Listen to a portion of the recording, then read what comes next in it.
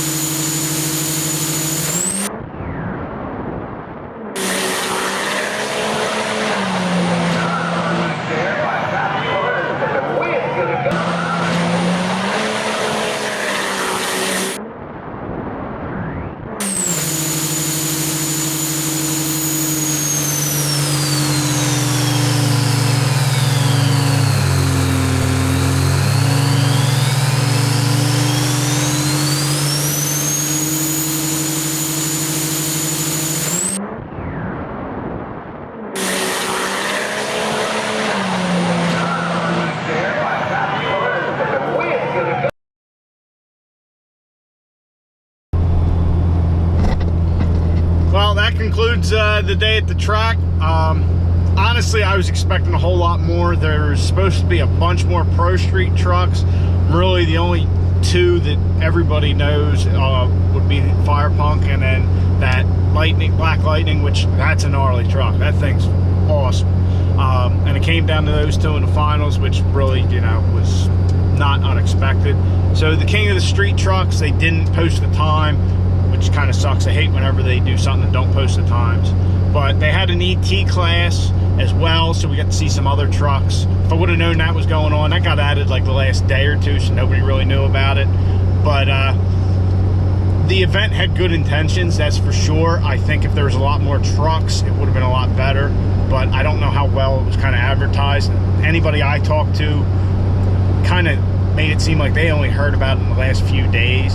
So that and it being on a Thursday makes it look difficult for people to come out. I think, you know, if they had a dyno for the spectators between the events or whatever, you know, because they'd run the Pro Street, they'd run the ET, they'd run the King of the Street Challenge trucks, and then you'd have like a good 45-minute lull of nothing. So that kind of sucked. But it's the first year they've done it. Hopefully it gets better. Hopefully they keep growing it. I mean, you got guys coming from, I think that Dustin Jackson or whatever his name is, he's from like Texas or something, and the Fire Punk guys from Ohio. So you got stuff coming from all over the place, and if you make it a bigger and bigger event, eventually you'll get even more trucks like that. Apparently a lot of trucks have been breaking lately. It's the end of the season, so everybody's just kind of been sending it. So, and for the first time going to something, I met a couple of you guys, so that was good. Got a chance to talk to you people. Got a chance to talk to you guys, you know, for a good bit. So that was cool. Right now we are on the road. We are heading up 95 right from the track, and we're going to pick up our transmission. John's done with it. He said he's actually staying a little later at the shop tonight to take care of some stuff. Which, from if you look at his Instagram at Mall Boost.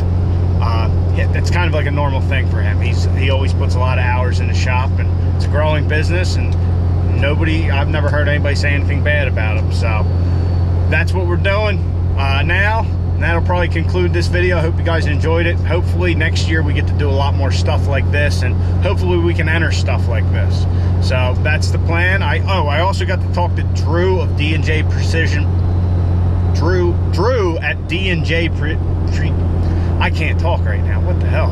Anyway, got to talk to the guy that builds basically Fire Punk's motor, that awesome deck plate motor. And I talked to him for a good half hour this morning about the motors and all this. And it comes down to what we learned at UCC, which is you got to know what you want, how far you're going to take your platform, and all of that. So that's some decisions I got to make. But he definitely was very knowledgeable, and he had filled me in on a lot of stuff that I didn't know and is not really out there as much, you know, and that should definitely help with our decision-making progress of what to do with the motor over the winter. So that's going to wrap up this video. Hope you guys enjoyed.